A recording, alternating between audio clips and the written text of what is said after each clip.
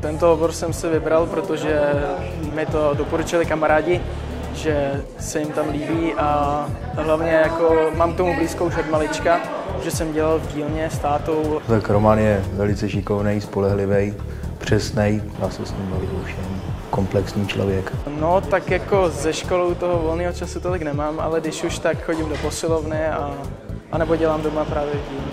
Plánuji ještě pokračovat ve studiu, co jsme se tak bavili, tak doufám, že ho překecáme na maturitní obor. Já bych sem chtěl zkusit ještě další obor, nástrojaře, abych měl svářečák a chtěl bych zkusit právě v tomto oboru a potom svářet. Doufám, že by to mohlo vyjít.